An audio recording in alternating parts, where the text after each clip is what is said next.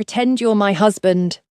Amara whispered the words against a stranger's lips, then kissed him, hard, desperate. Her hands fisted in his expensive suit collar, deepening the kiss before he could react. He froze, didn't pull away, didn't push her off. From the corner of her eye, she saw them. The immigration officers who'd been chasing her, now standing frozen, staring with wide eyes. Other travellers gasped. Phones came out. Good. Let them stare. Let them see a wife greeting her husband. She was desperate, cornered, about to be deported in 2 hours. This kiss was her last chance at survival. Slowly, Amara pulled away, her lips swollen, her heart hammering so hard she thought her ribs might crack. She expected shock on the stranger's face, anger, maybe disgust. Instead, he smiled, slow, dangerous, amused. "How was your trip, wife?" the stranger said. His voice was smooth as silk and cold as winter, and Amara realized with sinking horror that she'd just kissed the wrong man. If you want to find out what happens when you kiss a complete stranger to avoid deportation, and he turns out to be Seoul's most dangerous mafia boss, hit that subscribe button right now and drop a comment. Would you kiss a stranger to save yourself? Now let's see how Amara's desperate gamble became the biggest mistake of her life. "Sign this." The immigration officer's voice was flat, emotionless, as he slid the deportation papers across the cold metal table. "Voluntary departure. You'll be on a flight to Lagos in 3 hours. 10-year ban from entering Korea." Amara Okonkwo stared at the document, her hands trembling so violently she had to press them against her thighs to make them stop. 3 hours. That's all the time she had left in the country she'd called home for 6 months. The country where she'd built her blog, her reputation, her entire future, all of it crumbling because of one man's betrayal. "I need more time," she whispered, her throat tight. "Please, there's been a mistake." "No mistake, Miss Okonkwo. Your visa expired 2 weeks ago. Your sponsor withdrew his support and filed a complaint. You're here illegally." The officer stood, his chair scraping against the floor like nails on a chalkboard. 1 hour to decide. Sign voluntarily, or we'll deport you by force. Either way, you're leaving Korea today. The door slammed shut. Amara was alone in the detention room at Incheon International Airport, handcuffed to a table, watching planes take off through the window. Each one felt like a countdown to the end of everything she'd worked for. Her blog, her dreams, her dignity, all destroyed by Jason Park, the man she'd trusted, the man she'd loved, the man who'd just thrown her away like garbage.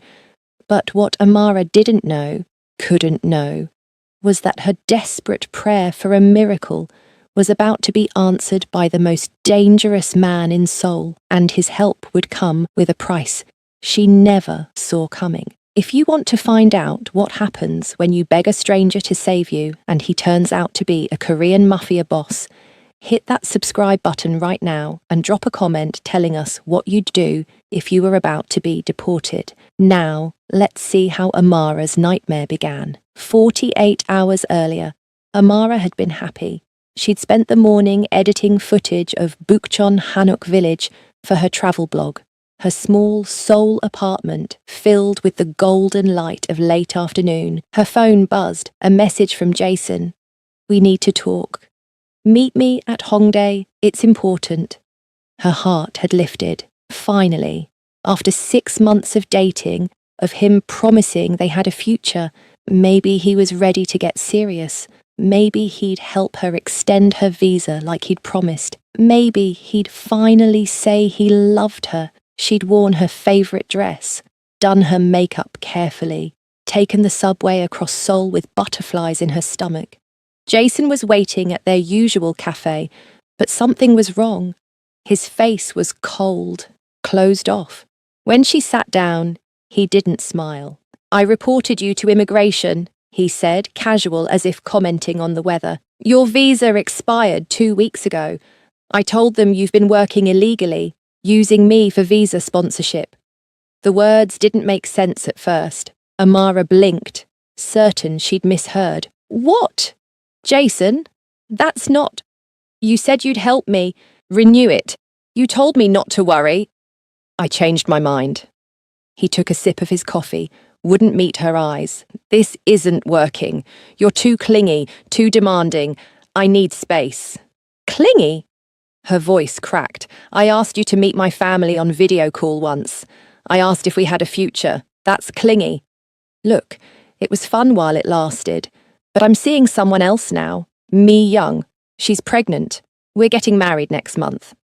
He finally looked at her, and there was nothing in his eyes. No regret, no guilt, nothing. You are just a distraction. The cafe spun. Amara gripped the edge of the table, her vision tunneling. You used me.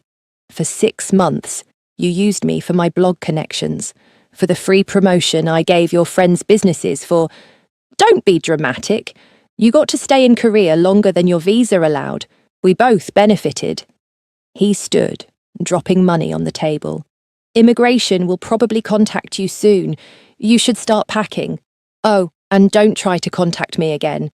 Me Young doesn't know about you, and I'd like to keep it that way. He walked away, just like that. 6 months of her life, dismissed in 5 minutes. Amara had sat there for an hour, numb and shaking, until her phone rang. An unknown number. Miss Okonkwo, this is the Korea Immigration Service. We need you to come to Incheon Airport immediately for questioning regarding your visa status. 24 hours later, she was in handcuffs.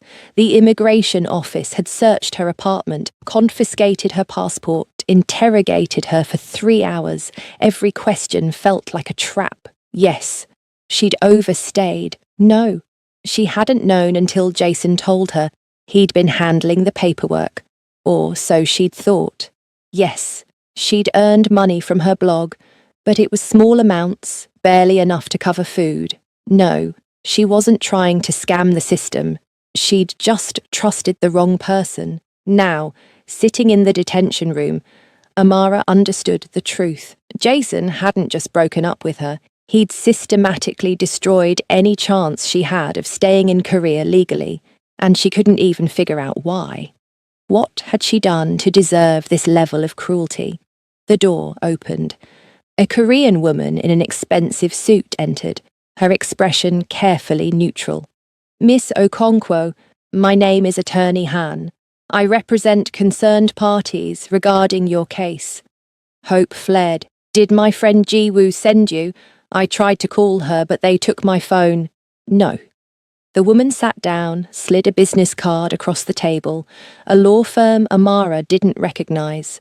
I'm here on behalf of Jason Park. He's willing to drop the complaint if you sign a non-disclosure agreement and leave Korea immediately without causing problems. The hope died. He sent a lawyer to make sure I disappear quietly.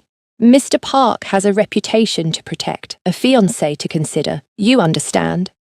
The woman's smile was cold. Sign the NDA, take the voluntary deportation, and this ends cleanly. Refuse, and he'll make sure every detail of your illegal stay becomes public record. Your blog followers will know. Your family will know.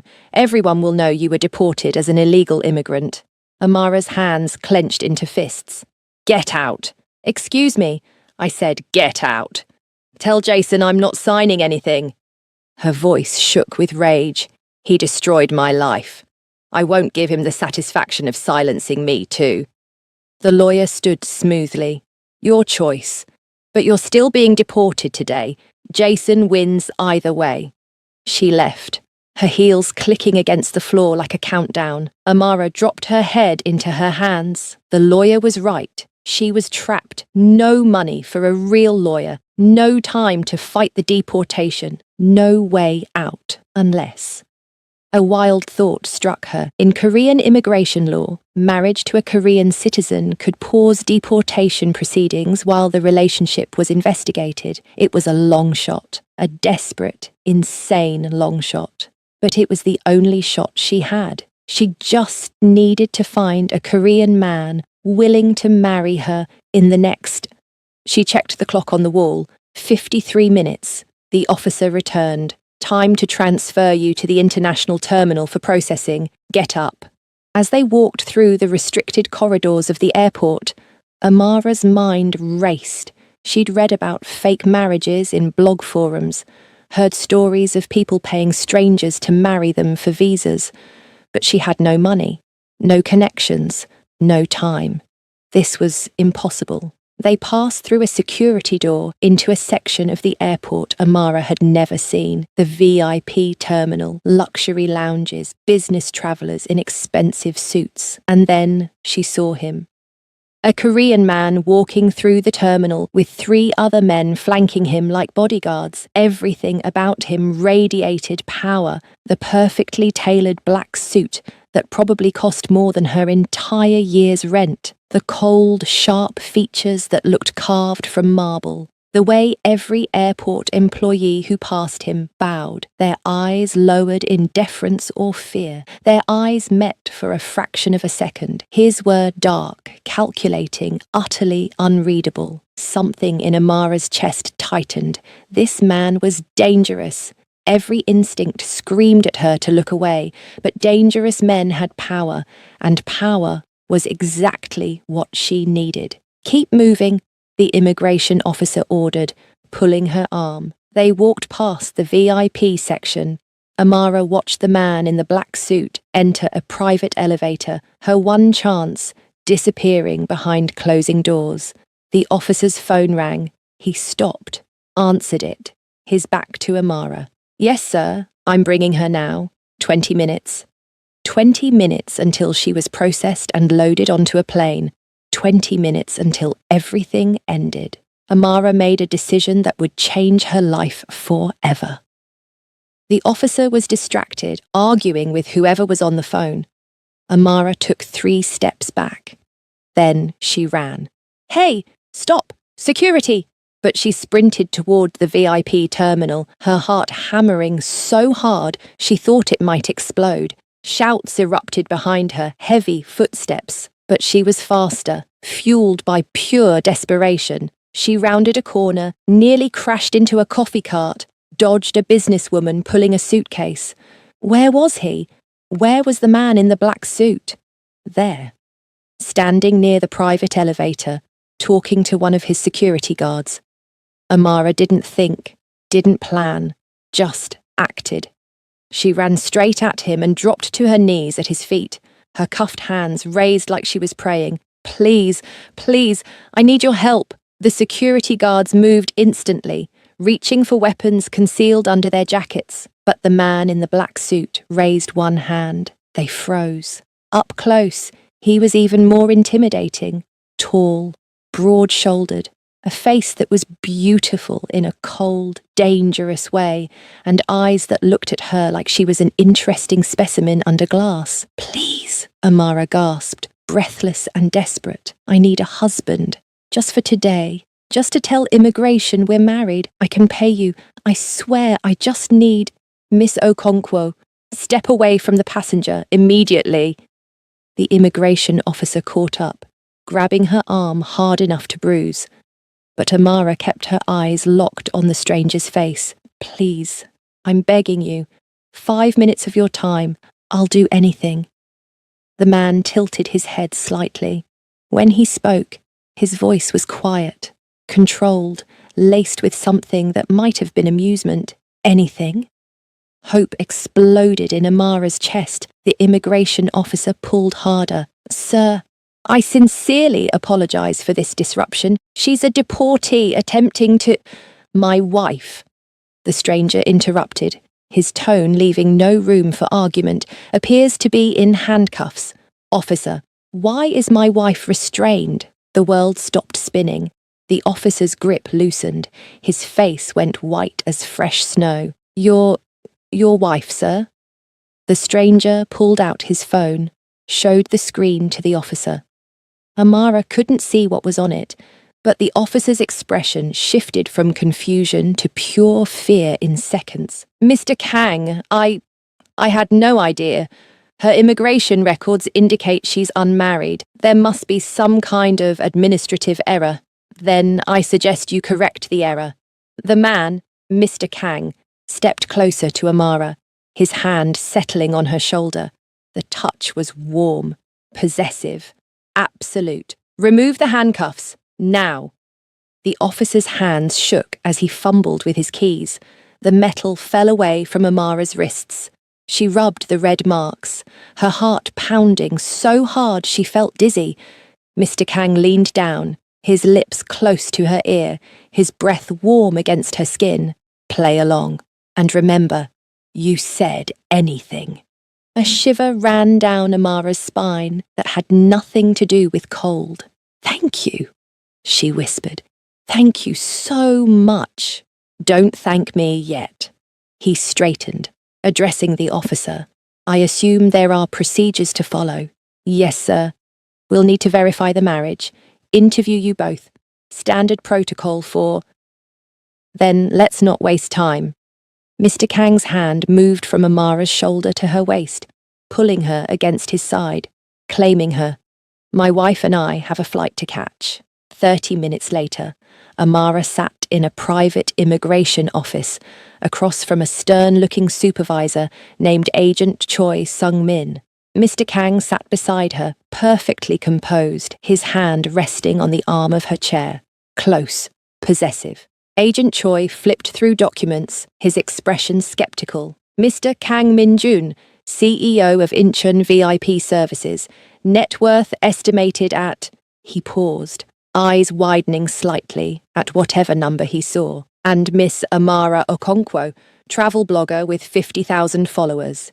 He looked up. You claim you've been married for 3 months. 3 months and 2 weeks, Min-jun said without hesitation. We preferred to keep it private.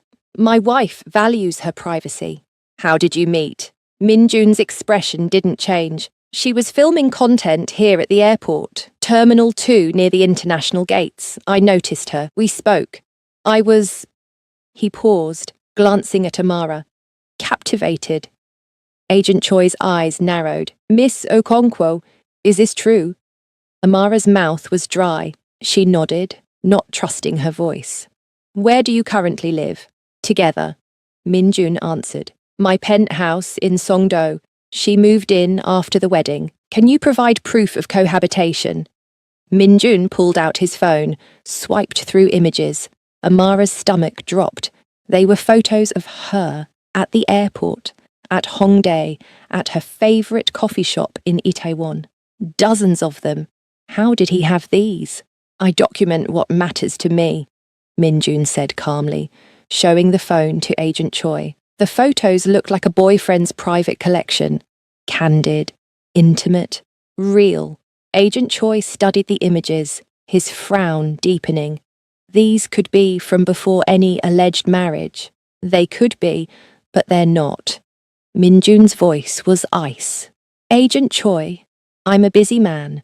My wife made a mistake with her visa paperwork. I take responsibility for not monitoring it more carefully, but this questioning is becoming tedious. Marriage fraud is a serious crime, Mr. Kang, as is harassment of Korean citizens and their spouses. Min-jun's smile didn't reach his eyes. I'm sure your supervisor would be interested to know how much time you're spending interrogating a man of my standing. The threat was subtle but clear. Agent Choi's jaw tightened. I'll need to conduct a home visit tomorrow. If this marriage is legitimate, you should have no problem proving you live together. Of course. Min-jun stood, pulling Amara up with him. We welcome the scrutiny. My address is in your files. Outside the office, Amara's legs nearly gave out. Min-jun's hand on her elbow was the only thing keeping her upright. I don't understand, she managed. Those photos, have you been following me? I own this airport's security systems. I see everyone who moves through my territory. He guided her toward a private exit. You've been here 17 times in 6 months, filming your travel content. Always the same locations, same routes, same schedule. I notice patterns. Your territory. They stepped into a private garage. A black Mercedes waited, a driver standing at attention. Minjun opened the back door, gestured for her to enter. Get in. We have work to do. Work? You just claimed to be my wife of 3 months. Agent Choi will visit my home tomorrow to verify that claim, which means we have...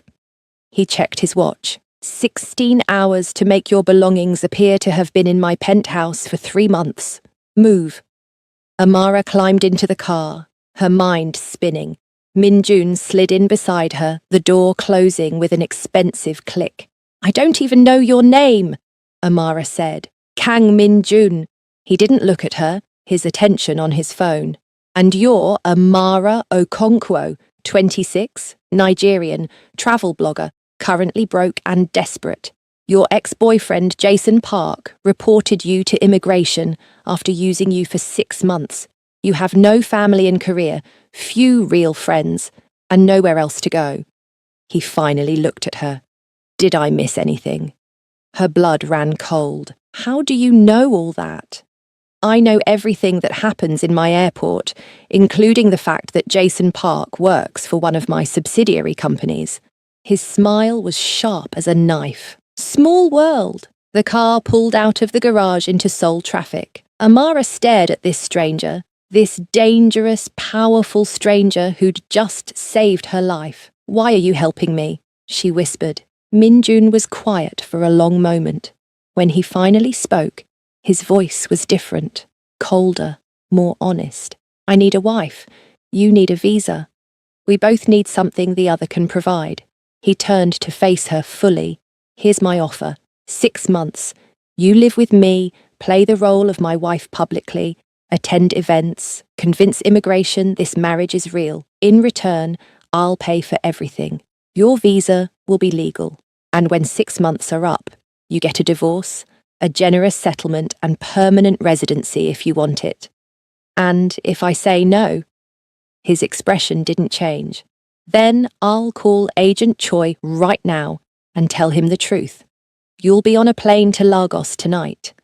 Amara's hands trembled in her lap. This is insane. Yes, you could be anyone, a criminal, a psychopath. I don't know you. You don't, but you're out of options. He pulled a business card from his pocket, wrote an address on the back. Be at this location by 8 p.m. Bring everything you own. We have 1 night to create 3 months of fake memories. And if I run? Something dangerous flickered in his eyes. I always find what I'm looking for, Amara. Don't make me chase you. The car stopped outside her apartment building. The door opened automatically. 8 p.m., Minjun repeated. Don't be late. Amara climbed out on shaking legs. The Mercedes pulled away, leaving her standing on the sidewalk, a business card clutched in her hand, and her entire future balanced on a knife's edge.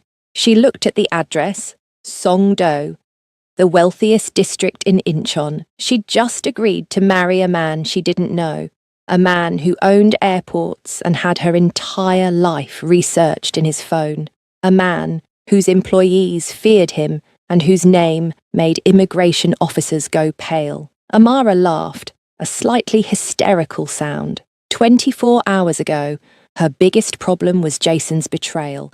Now she was about to move in with a stranger who might be a criminal and definitely was dangerous. But she was also not being deported, not losing everything, not going home in disgrace. She had 6 months to figure out who Kang Min-jun really was. 6 months to play this game and come out ahead. Amara went inside to pack her life into suitcases. She arrived at the Songdo address at 7:55 p.m., her hands sweating on the handles of her 2 battered suitcases. The building was glass and steel, soaring into the night sky like a monument to wealth. The lobby was all marble and modern art. Security stopped her at the desk. Name and purpose.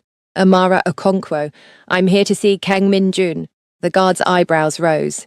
He made a call, spoke in rapid Korean, then gestured to the private elevator. Penthouse level. You're expected. The elevator rose so smoothly, She barely felt it move. When the doors opened, she stepped directly into an apartment that took her breath away, floor-to-ceiling windows overlooking Incheon and Seoul beyond.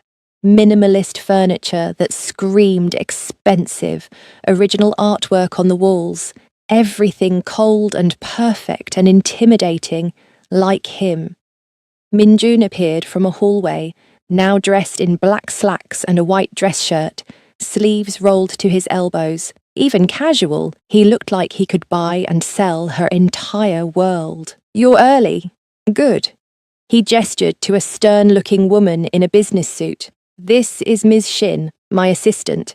She'll help distribute your belongings throughout the apartment. It needs to look lived in." Ms. Shin took Amara's suitcases without a word. "Wait," Amara started. "Where will I actually sleep?" Ms. Shin opened a door off the main living area, the guest room, comfortable, private. "And you?" Amara looked at Minjun.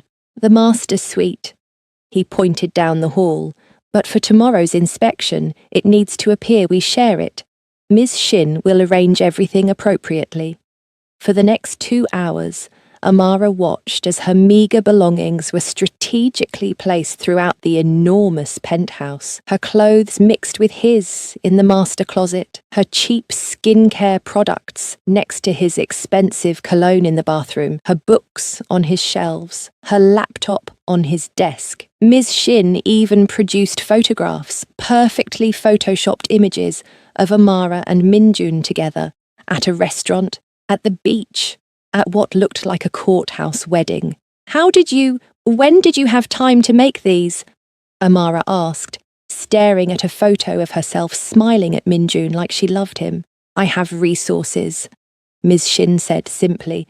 "Mr. Kang requires efficiency." When Ms. Shin finally left, Minjun poured 2 glasses of wine and handed one to Amara. "Sit. We need to prepare for tomorrow." They sat across from each other at his dining table. For the next hour, he drilled her like a prosecutor.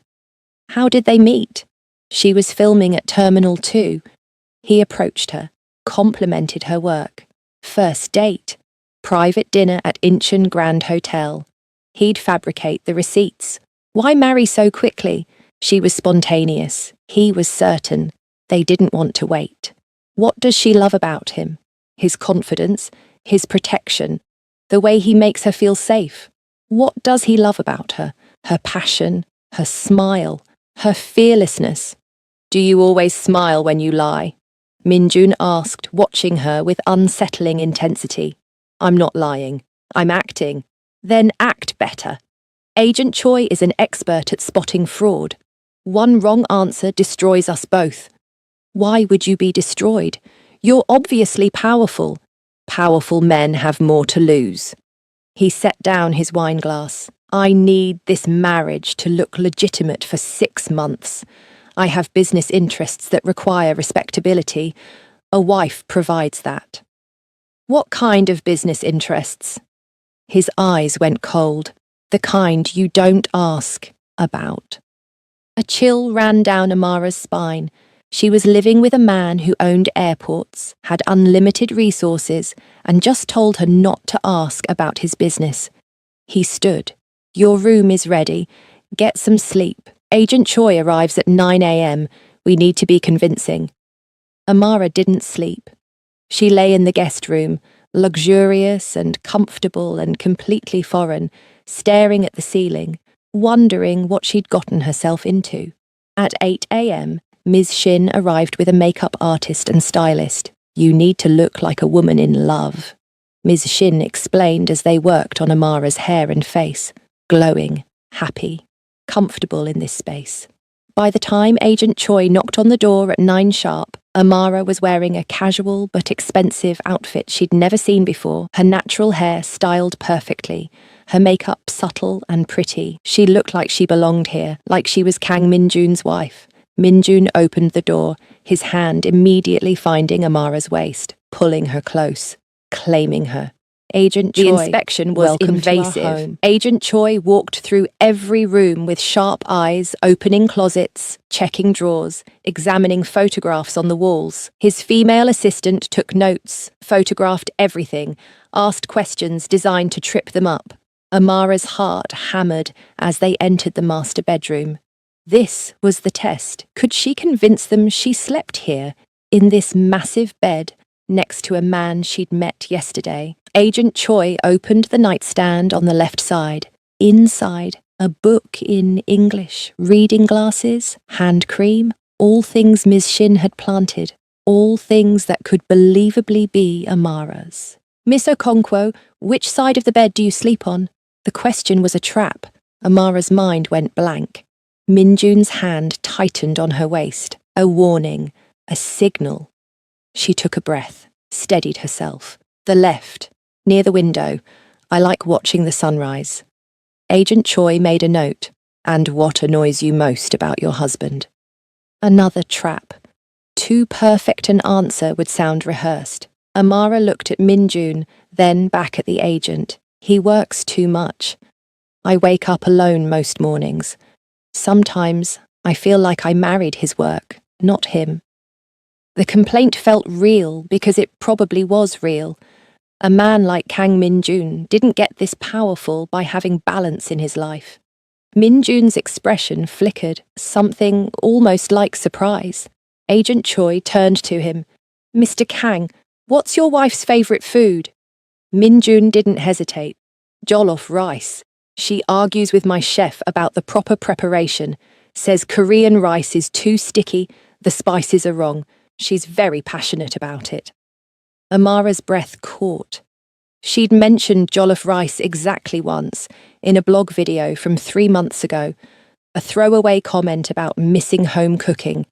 He'd watched her content, studied her, knew details she didn't think anyone paid attention to.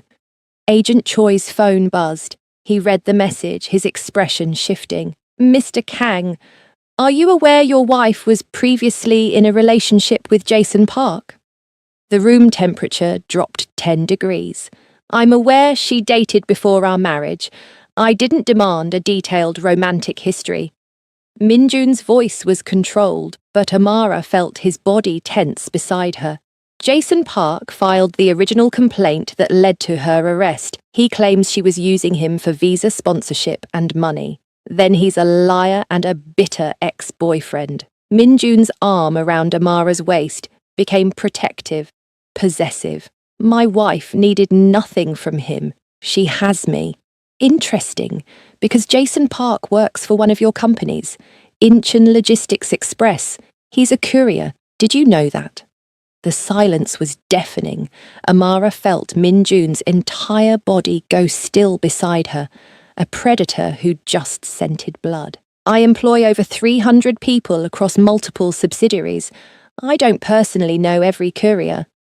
His voice was ice. But I'll certainly remember the name now. Agent Choi closed his notebook.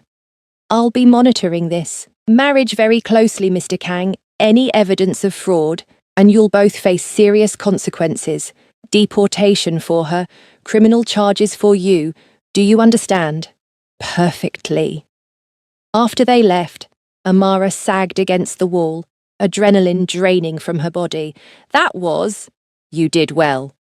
Minjun was already on his phone, typing rapidly. Better than I expected. You knew. You knew Jason worked for you. He looked up, his expression unreadable. I know everyone who works for me. Then why didn't you tell me?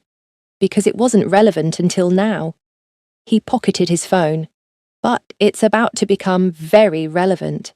Jason Park just made a serious mistake. What are you going to do? Minjun's smile was cold and sharp. Remind him that actions have consequences. Get dressed, something professional. We have a meeting. 2 hours later, Amara sat in a sleek office building in downtown Seoul, her stomach twisted in knots. Minjun had brought her to what he called his corporate headquarters, though she suspected it was a front for whatever he actually did. A nervous young Korean man was escorted into the conference room by security. He froze when he saw Amara. "What is she doing here?" Jason's voice was high, panicked. Minjun gestured to a chair. "Sit down, Mr. Park." Jason sat, his eyes darting between them. "I don't understand. Let me clarify."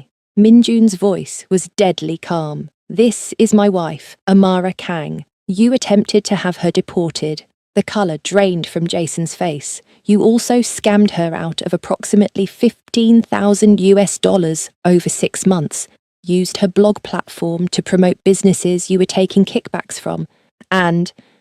Minjun slid a thick folder across the table. "You've been skimming from my shipment deliveries, small amounts, 2 to 3% per delivery. You thought no one would notice." Jason's hands trembled as he opened the folder. Evidence, transaction records, photographs, everything. "I can explain." "Don't insult my intelligence." Minjun stood, walked around the desk with predatory grace. "You have 2 choices. 1, I report you to the police. You go to prison for theft. 2, you resign immediately, leave Korea within 48 hours, and never contact my wife again. Choose now." Jason looked at Amara, desperate. "Amara, please. We had something. You can't just..." "You tried to destroy my life." Amara's voice was cold, steady. "You used me, lied to me, then tried to have me deported out of spite. I never want to see you again." "Wise choice." Minjun's hand settled on Amara's shoulder. "If you so much as think about her, I'll know. And I won't be this generous twice. Now get out of my building." Jason ran, stumbling over his own feet in his hurry to escape.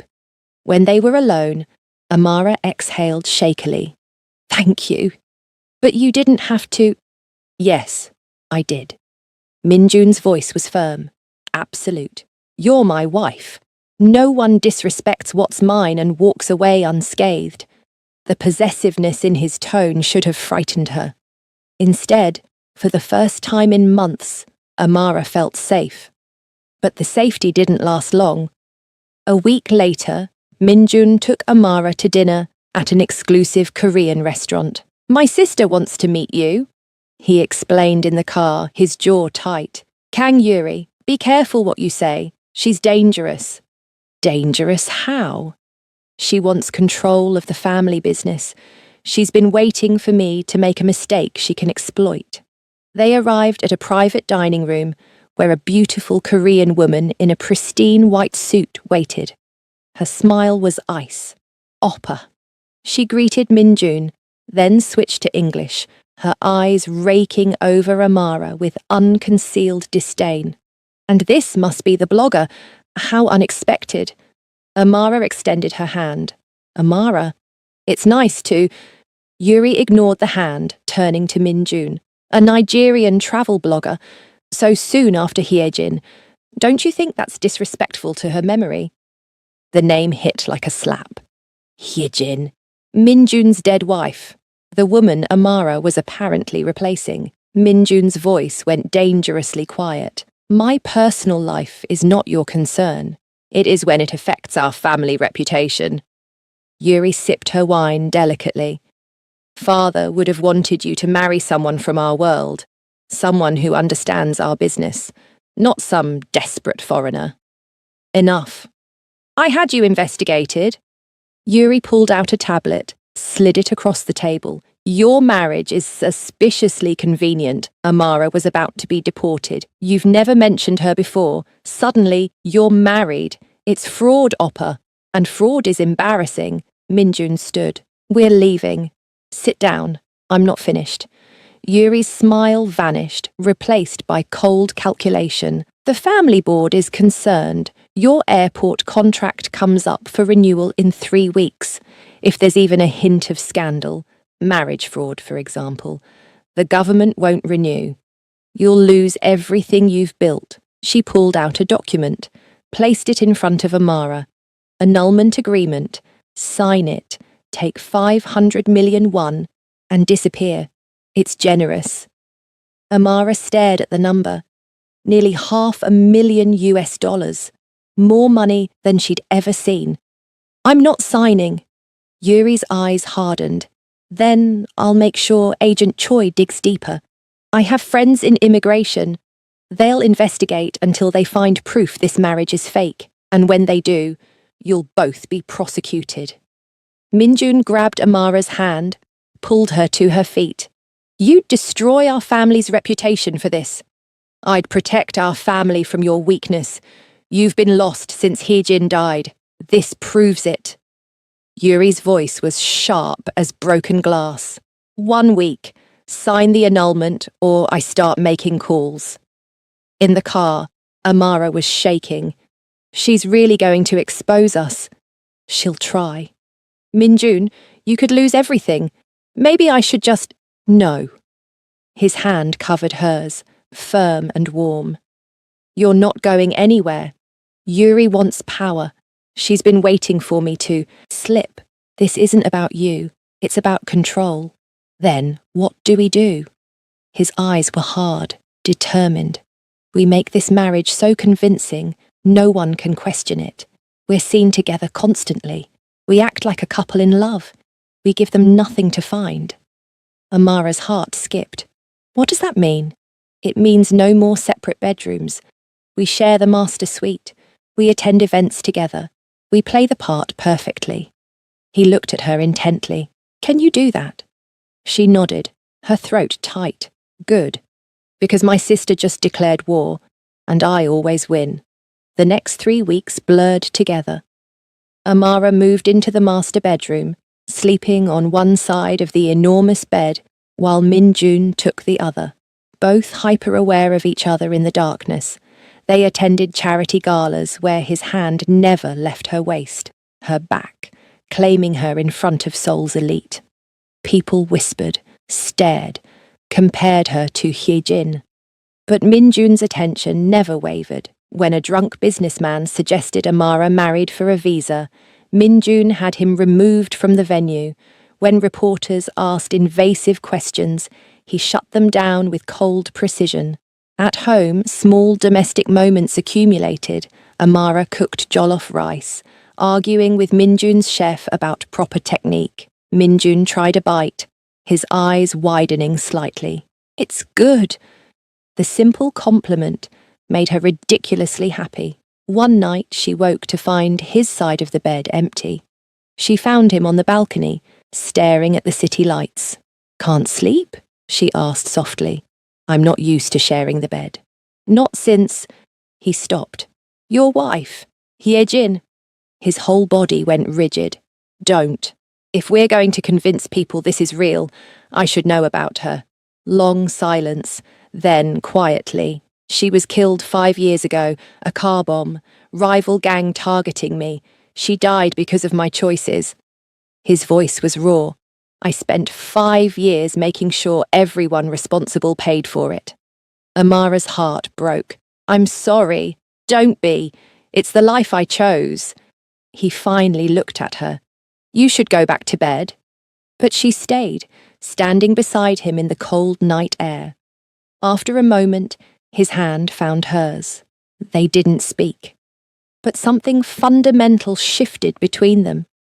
The weeks passed. Amara stopped noticing when Minjun's hand touched her waist, started leaning into his warmth at events, laughed at his rare, dry humour, felt her heart skip when he looked at her a certain way. She was falling for him, her fake husband, the dangerous man who'd saved her.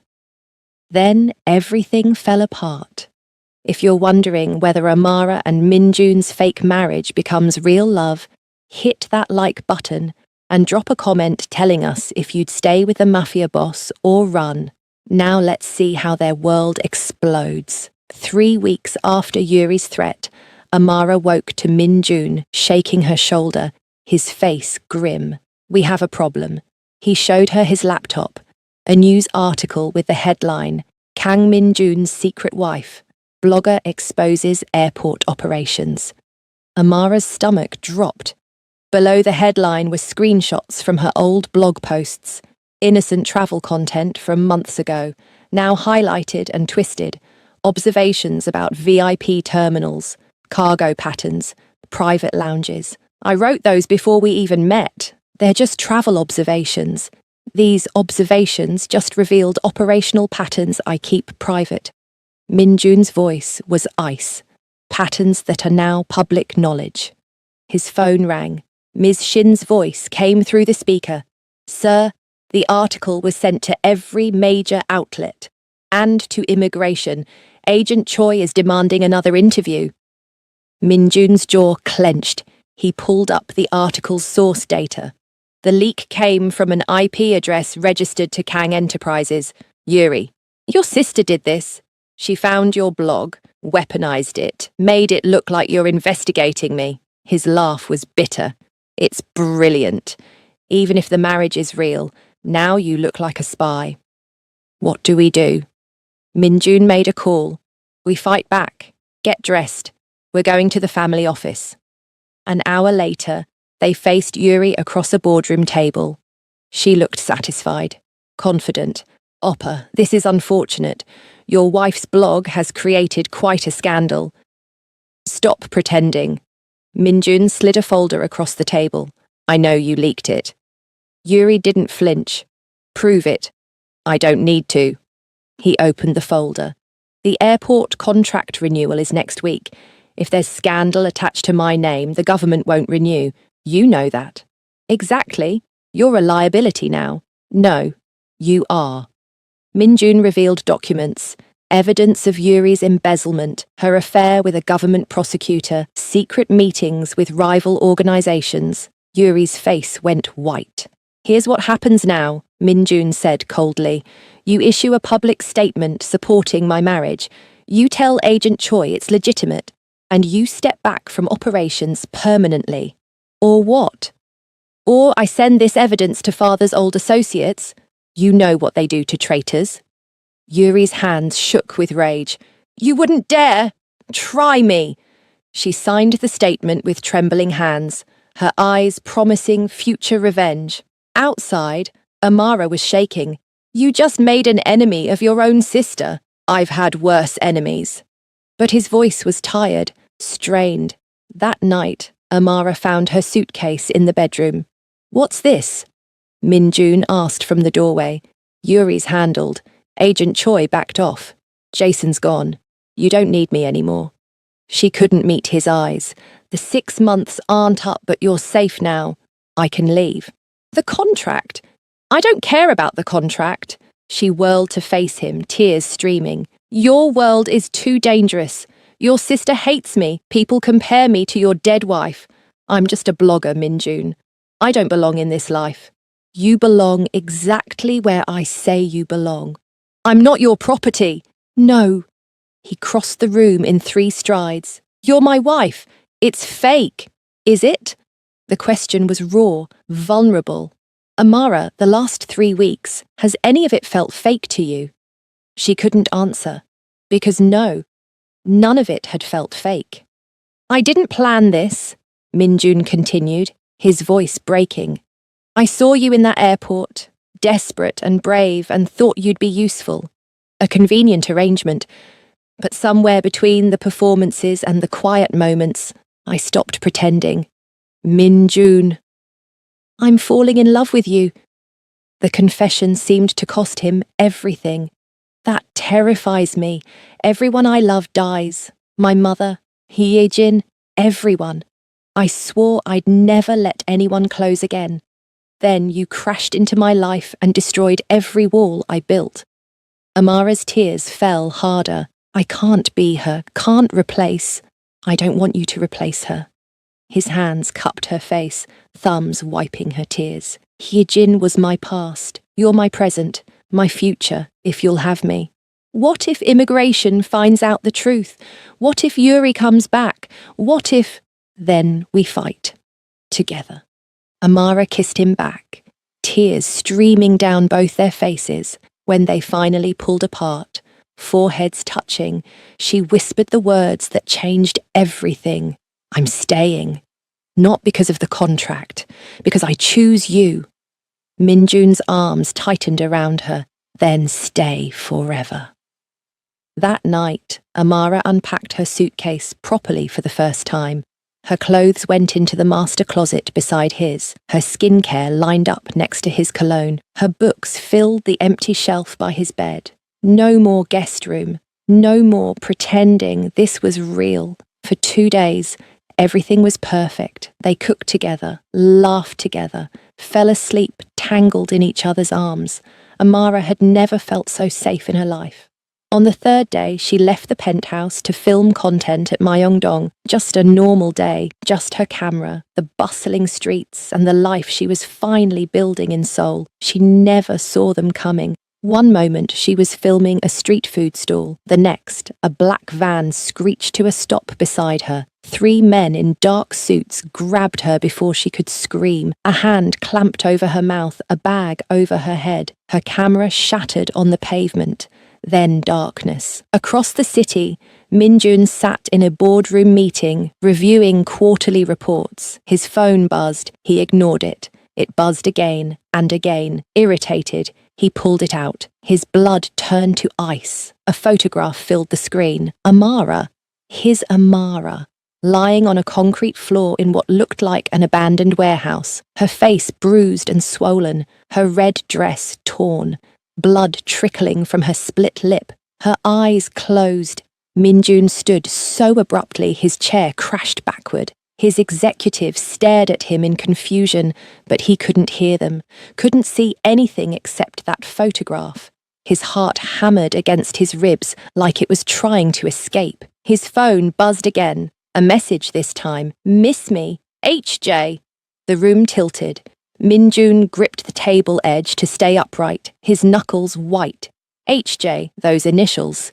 He knew those initials. Only one person had ever signed messages that way. Only one person had used that signature for years. On love notes left on his pillow, on texts sent during long meetings, on the last message she ever sent him before the car bomb took her away, his dead wife. Hyejin. But Hyejin was dead. He'd buried her, he'd mourned her for 5 years. He'd destroyed everyone responsible for her death, hadn't he? If you want to find out what happens next, hit the subscribe button right now and turn on notifications so you don't miss part 2. Drop a comment. Do you think Hyejin is really alive? Like this video if you're shook. See you in the next story.